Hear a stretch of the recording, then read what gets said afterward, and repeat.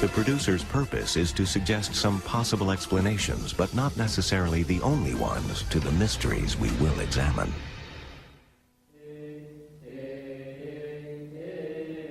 From Rome to Damascus, from Florence to Samaria, holy places are reserved for the scattered remains of a body believed to be John the Baptist. These fragments have been worshipped for centuries.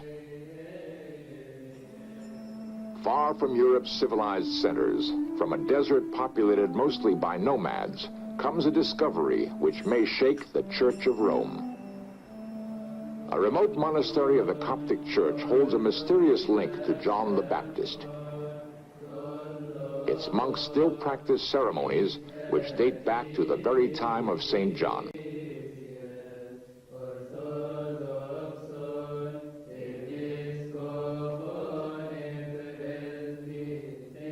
Here, never before photographed, is the underground vault which concealed an amazing burial. Could isolated monks have found the real bones of John the Baptist and cast doubt on the claims of Rome?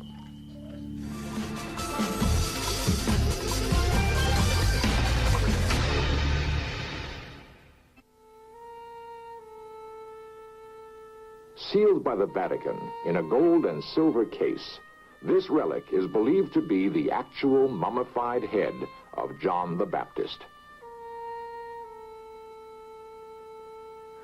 In Catholic tradition, every altar must contain a relic. Relic has a specific meaning, part of the body of a saint. From the smallest piece of bone to bottles of blood, bits of clothing, limbs, or an entire body, relics have always performed an important function. Before a person can be declared a saint, church officials must determine if his or her relics have inspired a miracle.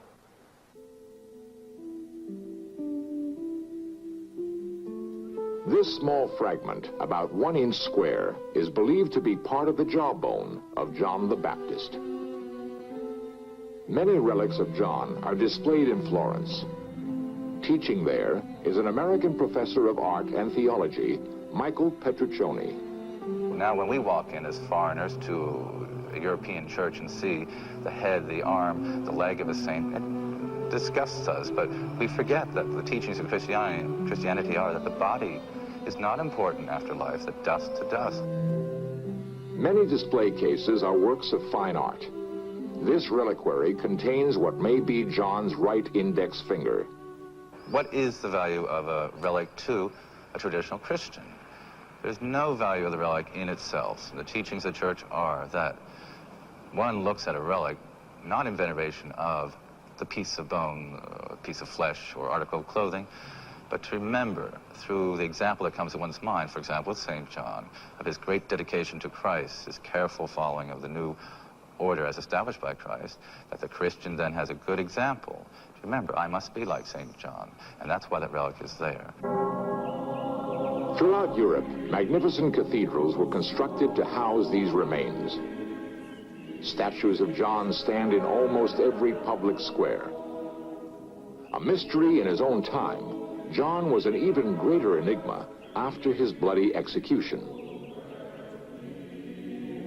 It's rarely mentioned that John the Baptist and Jesus were second cousins. According to the New Testament, there is a fascinating parallel in their births. Mary, young and virginal, was told by an angel she would bear a child, Jesus. Mary's cousin Elizabeth, old and barren, had been told by the same angel she would have a child, John. Christians believe John was the last prophet of the old order and Jesus the first of the new.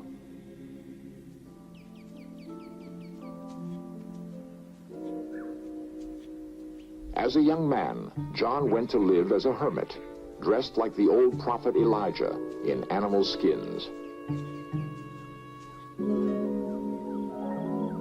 The son of a high Judaic priest, he could have enjoyed a life of wealth and prestige.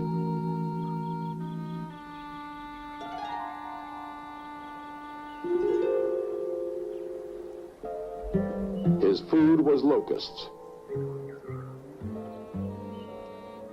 It's not common knowledge, but 5 varieties of locust are kosher, and 2 are non-kosher. A better source of protein than beef, locusts are also free of disease and parasites. For a desert dessert, John ate wild honey.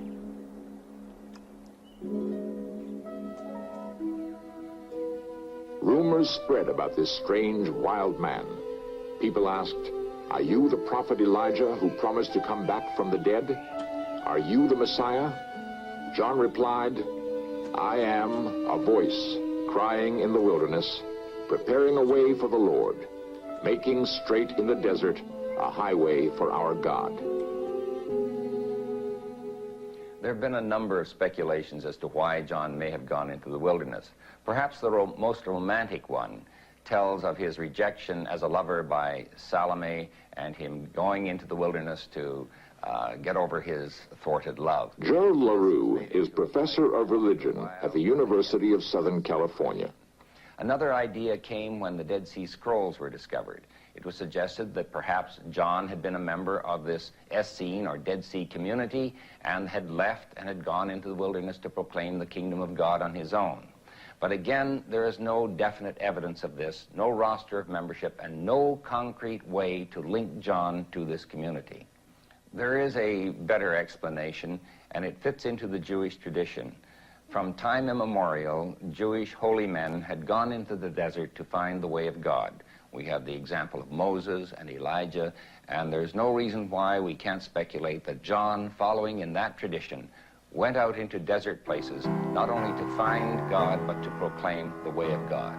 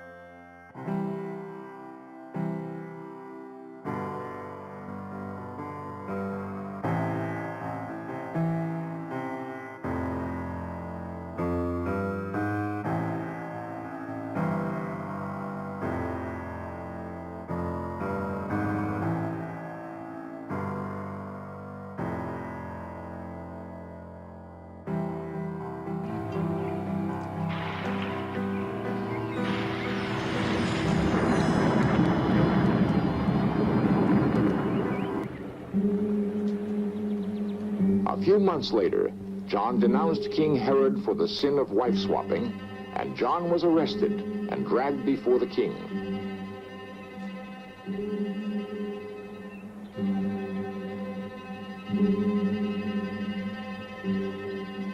Surprisingly, King Herod listened to John's preaching. The queen, Herodias, however, had no intention of losing her influence to a desert prophet.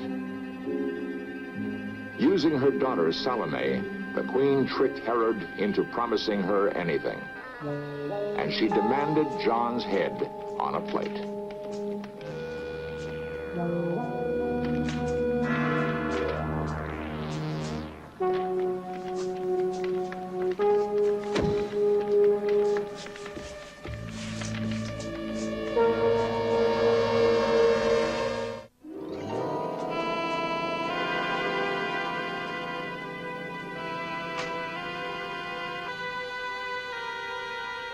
As Christianity spread throughout the world, John was revered as the first Christian martyr. A search for his remains began in the early centuries of the new era and may have just ended in a remote Egyptian monastery. Is it possible that the remains of John the Baptist were smuggled for safekeeping somewhere into the Egyptian desert? The Sahara has been called a land without time. To those who live here, the first century is yesterday. Near an oasis called Wadi el Natrun, monks of the Coptic or Egyptian Orthodox Church still follow a tradition which began with John the Baptist.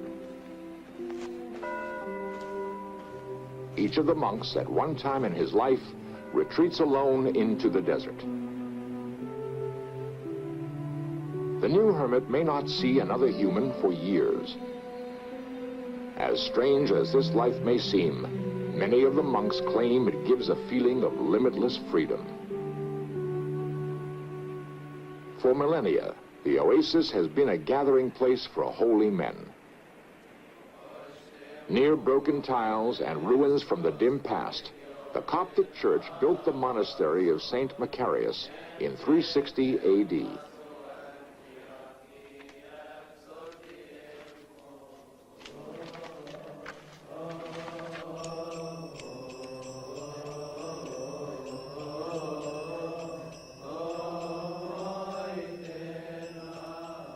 Every day of the year, the monks of St. Macarius follow the demanding discipline which regulates their lives, arising at 4 a.m. and praying until dawn.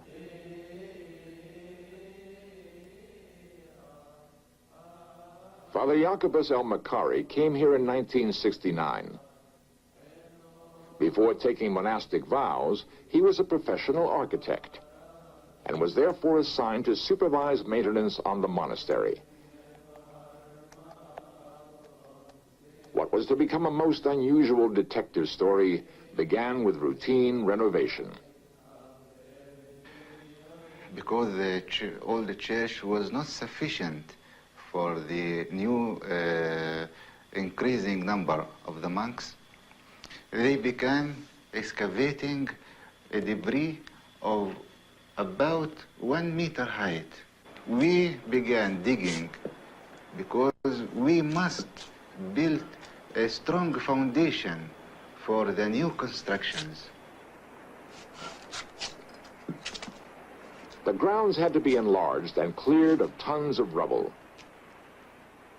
Several times since the 4th century, the monastery had been sacked by marauding tribes, then leveled by an earthquake. Buried in the debris, hundreds of old columns, some still showing intriguing fragments of names. 16 centuries, however, had eroded most of the information. One source of information had not decayed over the years: oral history. In this secluded monastery, the practice of memorized verbal history has strong roots. Father Jacobus heard the older monks reciting a story which had been told and retold for 80 generations. According to this account, the bones of John the Baptist had been brought to this monastery and hidden somewhere on the grounds. Until this decade, however, no one had tried to find them. Jacobus began sifting through old Coptic texts to see if other accounts would corroborate the oral tradition. According to several independent sources, the bones of John had been smuggled out of the Holy Land to Alexandria, where for a time they were safe from desecration. Jacobus read that in the 10th century, the bones were secretly moved again to the monastery of St. Macarius. He searched the books for mention of a specific hiding place. None was written down. Could the monks have been walking over the remains of St. John somewhere on the grounds? Then, a clue. Most Coptic churches have small satellite rooms called sanctuaries for celebration of Mass. These sanctuaries are named for various saints, and Coptic tradition regarding their placement is normally very strict. In any church, if you wish to build or to consecrate a sanctuary for St. John the Baptist, it must be to the south of the main sanctuary. But here in the church of St. Macarius, you see the opposite. The sanctuary of St. John the Baptist is to the left side, to the north. Why? In the dim past of the monastery, someone had broken the ironclad Coptic tradition and built this sanctuary of St. John to the north. As the restoration approached this area, Jacobus could sense something special might be uncovered. Perhaps the actual remains of St. John?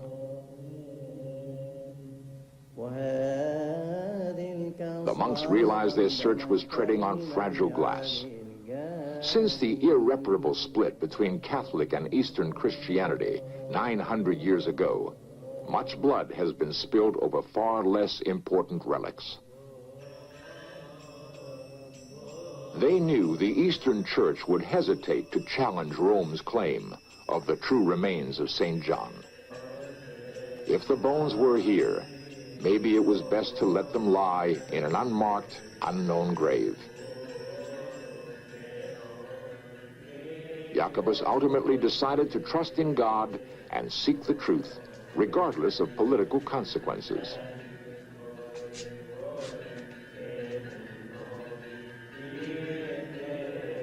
Older monks had hinted at a special link between a small column in the unique North Sanctuary and John the Baptist.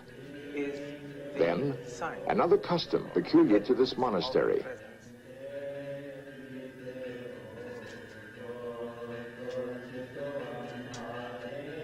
It had always been a tradition to offer incense to St. John near the base of that same column. Finally, excavation work began in this area. It may be only coincidence, but the monks emphasized that what happened next took place during the most holy season of Lent, during a period of intense fasting and prayer. Eventually, it happened that when we began the removal, we found a wooden box. The casket, which they removed and respectfully covered, held the remains of an 18th century patriarch. Under the casket, however, was a much more startling find. In an older layer of dirt, they uncovered a burial vault, and in the vault, skeletons, placed according to very old custom in bare earth with the head towards the west.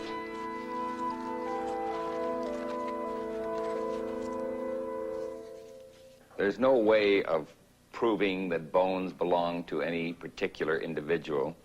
I suppose we could carbon date the bones, and that would tell us the period they came from and would perhaps prove that they were not John the Baptist bones if they came from a different period. But even if they proved to be from the John the Baptist period, there'd be no way of identifying them precisely as the bones of John. I don't think the importance of the bones lies in whether or not we can prove precisely that they belong to John. They may not. What is important is what these bones as a symbol mean for believers. Here is a place of pilgrimage. Here is a place of renewal of self. Here is a place of identity with the past. And when people come here, they don't worry about whether scientists can prove these are John's bones. They are concerned with their faith and what this does to them. This is the first film ever taken of the cleared vault, which has been preserved as evidence of the discovery.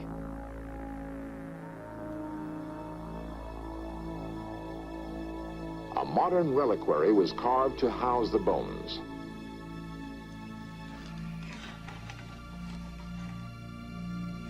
They are now wrapped in a special ritual cloth, which is never unrolled and covered, according to Coptic tradition, with a handful of dust. After the bones were found, the Coptic Pope made a special journey from Cairo to study the question. He advised the monks, for the time being, not to formally announce their discovery. Jacobus and his brothers obeyed. They have avoided seeking any publicity. Until this In Search Of program, no substantial film report has been made about the monastery's discovery. Is this the final resting place of the wandering prophet of the desert, John the Baptist? If so, one small band of monks have dropped a stone into the well of history, and waves will inevitably spread from this monastery beyond the borders of Egypt to the Holy Land, Rome, and the entire world.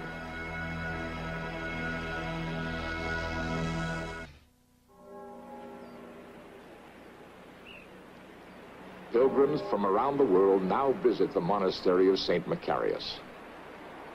Groups travel to this isolated religious outpost to worship what they deeply believe are the relics of John the Baptist. When you visit the church and when you come to the relics themselves, you feel by a mystical element that there is something spiritual in the matter. When you come to the coffin themselves, you shall find it is impossible for you not to believe. How? It is not a matter of the mind, but it is a matter of the heart and the faith.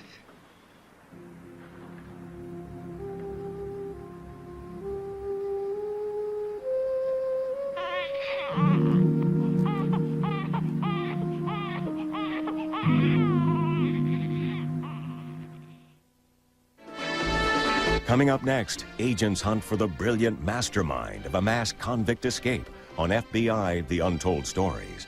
Then History's Crimes and Trials brings you the case of the suave and deadly British butler, Roy Fontaine. And later tonight, a celebrity-filled Great American History quiz tests your knowledge about the pursuit of happiness at 8 here on the History Channel, where the past comes alive.